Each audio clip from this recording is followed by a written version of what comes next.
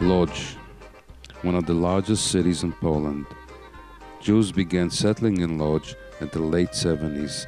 In 1793, there were 11 Jews living in Lodz. The number increased. In the year 1820, there were 259 Jews living in Lodz. At that time, the Jewish community began to organize. They had built a synagogue and a cemetery. Unfortunately, the cemetery was destroyed and desecrated after World War II by the Poles. In the early 20th century, Jews were an important part in the development of Lodz. In the textile industry, they owned 175 factories by the year 1914, and that's the year that my dad was born.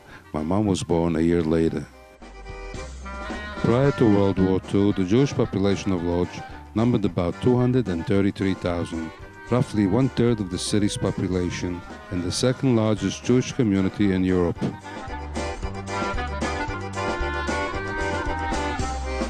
My dad hardly spoke about his past. My mom opened up just before she passed away when I and my daughter Michelle traveled to Miami just before she got married. I'm born in Lodz, December 24, 1950.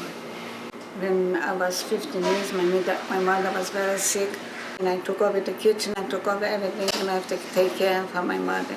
She was 4.5 years in bed. What was your mother's name? Esther Malka. And your father's name? Motro. When did you have your first child? 19 years. Twins, a boy and a girl. Chaimek and Esther, after my mother. A year before the war, she passed away. And the boy? The boy was living.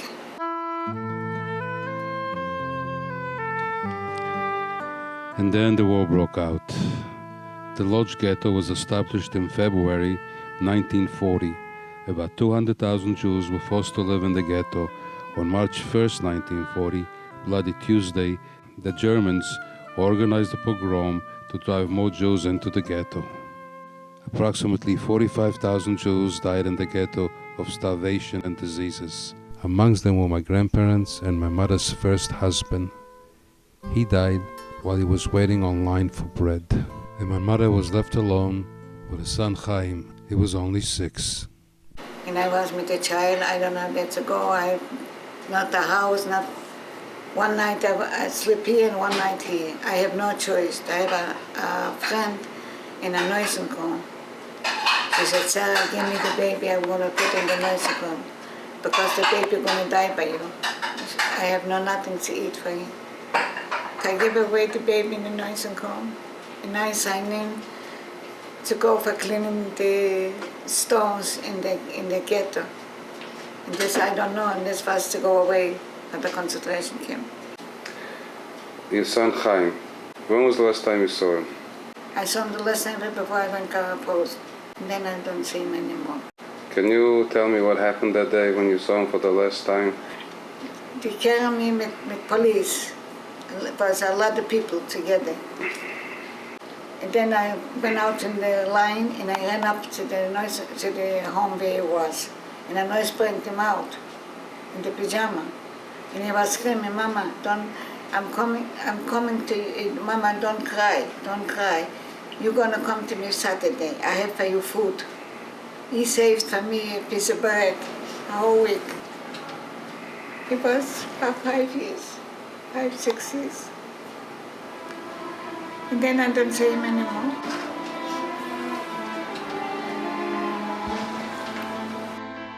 I don't see him anymore.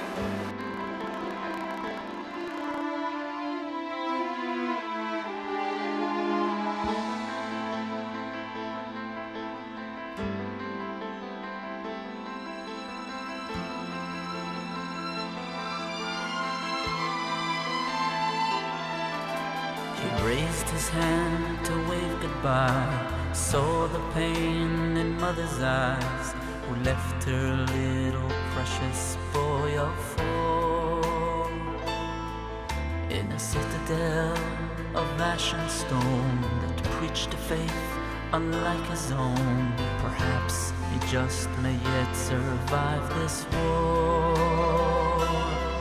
In the shadows stood a man in black. My child, he said, you must not look back. Yet one image lingered, the tears on her face, and mother's words from their last embrace. My mother's son Chaim wasn't that lucky. He was hidden in a bunker with 170 other kids. The Germans found the bunker, took out all the kids, and shot them all. Da went Kaposen in Arbeitslager. I was over there maybe 20 months. Life was not good. I work in construction work outside. I make bridges. I make, but the train I was working, for railroads. I have to carry 50 pounds cement on my back. Posen was the first Nazi camp established in occupied Poland. The camp was in service between 1939 and 1944. The camp was used as a construction camp, transit camp, Gestapo prison and extermination camp. At concentration camp Posen in 1939, the Nazis committed for the first time mass murder with poison gas. My mom was one of the lucky ones. For 22 months she was in that hellhole, Posen. From there she was transferred to Auschwitz-Birkenau. They didn't transfer her in a cattle train. Regular train because the Lagerfeuer went with the Auschwitz and the whole transport went in. And the next day was selections. He said by his life he don't want to have selections. In Birkenau there was about 22 months. That's an awful long time. Most people didn't make it that long over there. Because I was working by such a work, but he needed me. There was 15 people in this construction. Couple what she was working with us, she asked me how you know to like bridge. My father was a bricklayer. And I paid him for supper, I like the bridge, and he was eating. She knew that is a make-up story, but she was a German lady. She had a #1 in Auschwitz. She was sent als communist for 10 years. When did they put the number on your hand? When I come to Auschwitz, this time everybody had a number. Later, but the end, when they come, they have no numbers anymore. I was in 1942 and went over there. What was life in Auschwitz like? That's good. Yeah, every 10 minutes to take me for selections. Where did you sleep? Bridge, 10 people, one bridge. You remember the barrack number? I was in 19, I was in 13, in 20. How far was the crematorium from where you stood? Not far, we saw that crematorium. It's just far. Did you know what was going on over there? Yeah, sure, everybody knows. When I was on block 19, they opened the switch to put in the people, the fire comes in the window. I saw out the window. When there was a lot of people, they making outside the fire and they put in the people. They throw them like a piece of garbage. Where did you eat? They were standing in the line outside. They giving us such a small piece of bread. In the morning we have a black coffee. If you was lucky, so you have the coffee and a piece of bread. And lunch they bring us on the Baustelle. When I was working, they bringing out soup, a lot of water. You have to have a lonetto to find a piece of potato. In the night when we come home, we go in the kitchen for food. Who was lucky had a potato, who was not lucky had just water. I was happy with this. I said tomorrow going to be better. I live with the idea that tomorrow going to be better and tomorrow going to be better. Then when I went working in the command, I have food how much I want. I have a lot of food and I give away a lot of food. What was the command? But the bricklayers. How come they got more food over there? But the Lagerfeuer gave us more food that we have strength to work. And we have twice a week, 2 breads and 2 salamis. Every week we give. And then every month, the people was dying in Germany, they send packages to the family. Our couple, she went over there and she bought us the packages. We have shook them, we have a lot of good things. I gave away a lot of friends. A lot of people, I get bread and wool and salami. And what I have, I share with my friends. But you go out and what did you build over there? What kind of bricks did you make? Me was working in Revere, in hospital. I like the bricks, not like this, or the big stones. Me was painting. Me was building a bridge. The bridge to where? To go now to pass by, from one place to the other. Some people didn't go to the selections, they just killed themselves. They ran over to the electric fence. Then they don't take me to the work and the commando. I be going on the electricity too.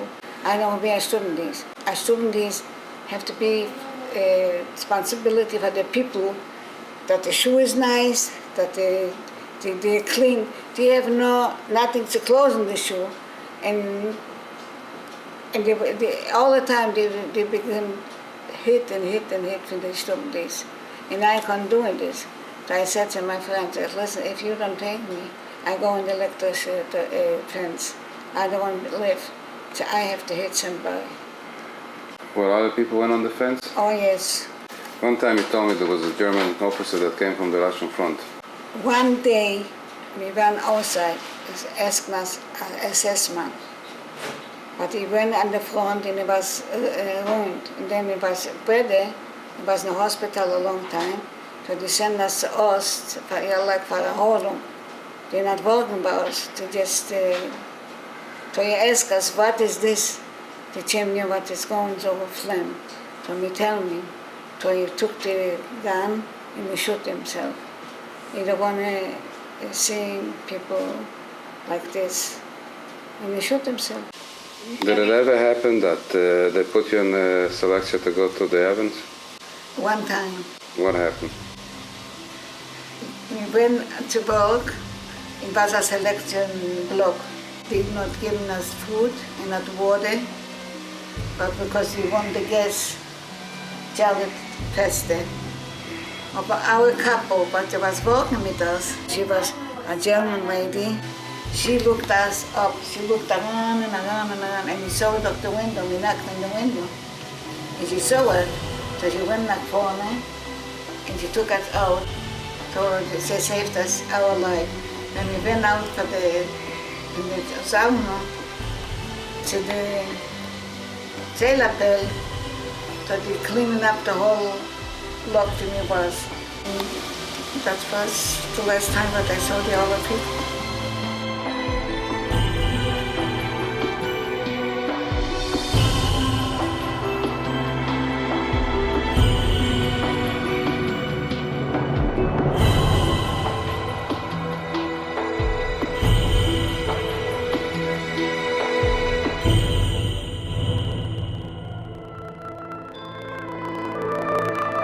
Auschwitz was first constructed to hold German political prisoners who began to arrive in May 1940.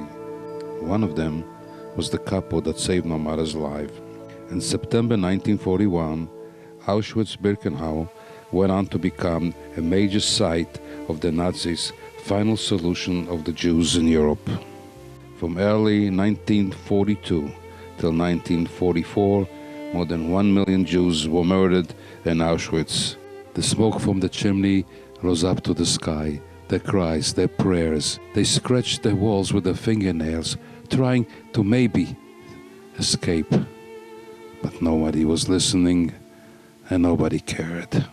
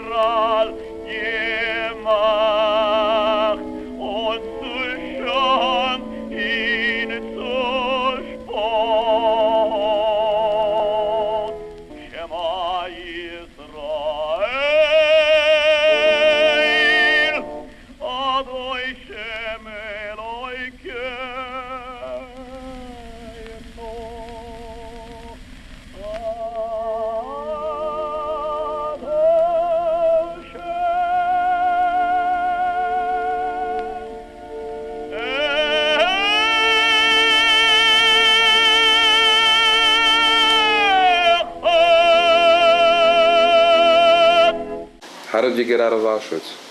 He took us out. It come a man and he brought us 500 people to go someplace to work. He went to Malkov. Over there we was working in a ammunition factory, 500 people. And over there was Judenrein, we went on a march for 2 days.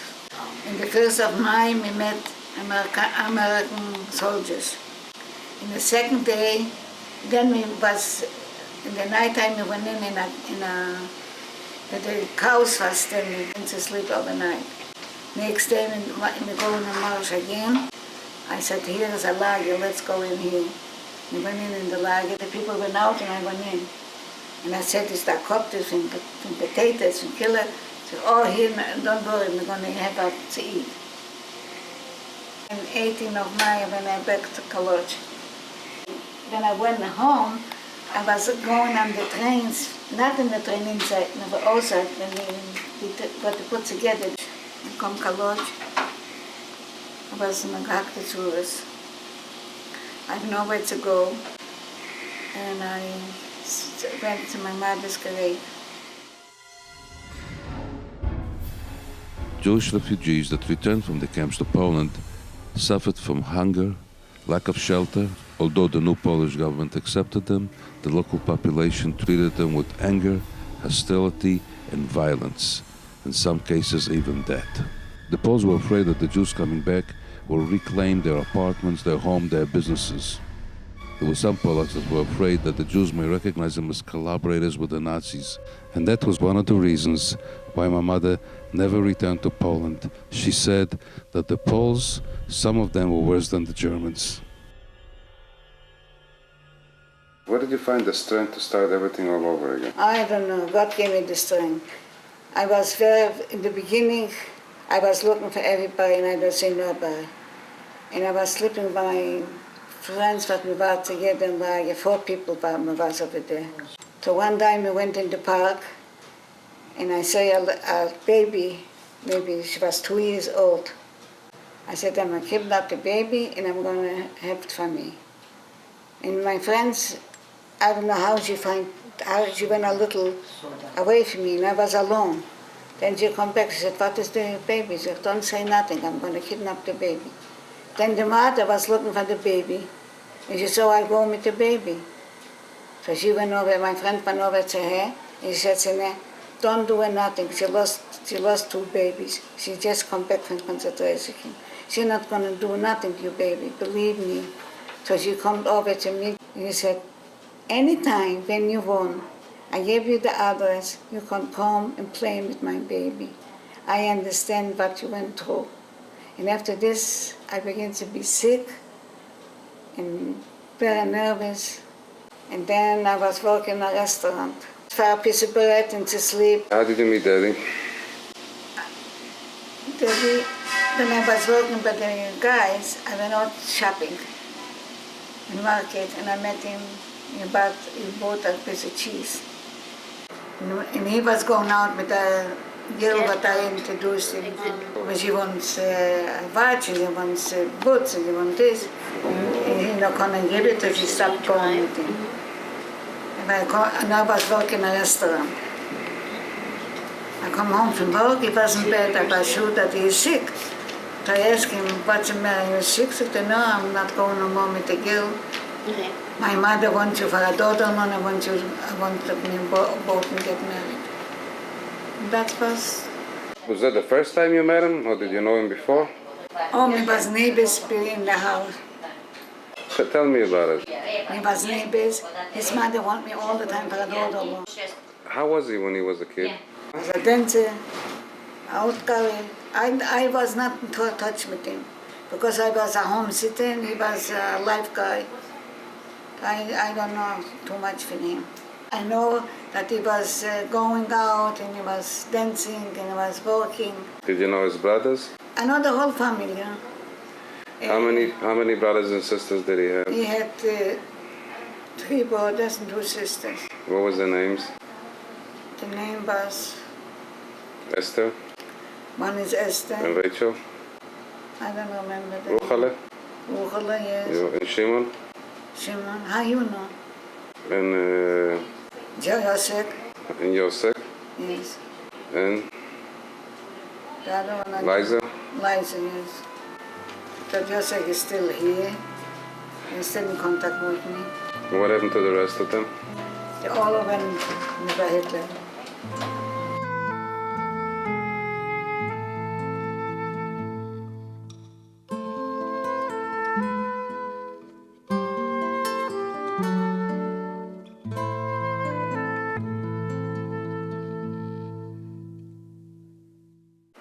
How did you end up in the Russian jail? We went to go to Germany. In the kitchens on the border. They put us in jail. Why did you want to go to Germany? I will find out that Uncle Joe is living. And they put us in jail, and I was pregnant with you. How long were you in jail with the Russians? 6 weeks. How was it in the Russian jail? I don't ask. I don't recognize Daddy. I saved him every day a piece of bread. And we went out from every day. Then we went to Germany. Then I went to the doctor. I was very big, swollen. I was in the hospital for 3.5 months. A month later I have you, and then a month and a half I was with you in the hospital. Why? Because you were so big, 10 pounds. 10 pounds, that's it? You want more? They have made me a Kaiserschnitt, a cesarean. Anita, what was she born? She's born the 3rd, 1948. After my parents were released from the Russian jail, they closed the border again and they came to Veldafing, to a DP camp. That's where I was born. There was hardly any work, so my father had to work the black market in order to survive. From Veldafing, they moved to Fürth. That's where my sister Ita was born. Again, my father worked the market, opened up a small canteen, and things were looking up. They even had a maid. And now they were ready for the next move. They decided not to go to the States, but to move to Israel. But in order to get to Israel, they had to go to Marseille, France first, to await their turn to get on the boat in order to come to the country. You come to Israel, where did you stay in the beginning? In a barrack, there's 55 people, Yeah. and everybody had 2 kids, 1 kid, 2 kids. It was miserable. How long were you staying there? A couple of months. And they gave me a place in Kvariona. After being in Israel for 2 weeks, my dad went back to his old occupation that he started in Poland and opened up an iron workshop. Back then, food was scarce and food was rationed. My parents started growing turkeys and chicken and ducks. I even remember my father making a pool for the ducks. Across the street was the milkman, Kaplan, and together my mom and my dad made cheeses and butter. So my mom and my dad, my sister Ita and I lived there until 1954. Just before we left Kvariona, there was a new addition. My brother Lenny was born. While we were in Kvariona, there was no roads, no electricity, but yes, we did have an outhouse. From there, we moved on to Enat Chelet. By the way, the balcony, the front door, and the gate to the yard, my father made. Then I went to Enat Chelet, and I was happy that I don't have more the chicken, more the turkeys. I went in the store to buy everything. Then my husband wants to go to his brother in America. So 1962 I come to America. I began again to suffer. It was not an easy life in the beginning. My kids have to go to work in the supermarket. I come home and give me a couple of pennies, but I don't have to go to work. They don't know I was working for a couple of months in sex rooms because I don't have a profession. I never was a working in a person. So I was working as a clinic lady. So my kids find out. And they didn't let me go anymore. And I stopped working over there. I was always praying to say my first wedding, my first bar mitzvah for my kids. And God let me live. I have 2 bar mitzvahs, and thank God I have a lot of weddings. I have a wedding for my first grandson, and now in the 8th of August, I have a wedding for my granddaughter. But I'm very sorry I can't go to the wedding because I'm paralyzed. It's not an easy thing for me. But I'm thanking God for this. Yes, it wasn't easy. My dad lost his wife and 3 children, and my mom's husband and son were also killed by the Nazis. After the war, my parents got married. They had 3 kids, me, my sister Ita, and my brother Lenny. So my parents got to see wedding and bar mitzvot, and my mom even got to hold her first great-grandchild. And from 2 people who survived the killing machine of the Nazis, we are now a family of 28.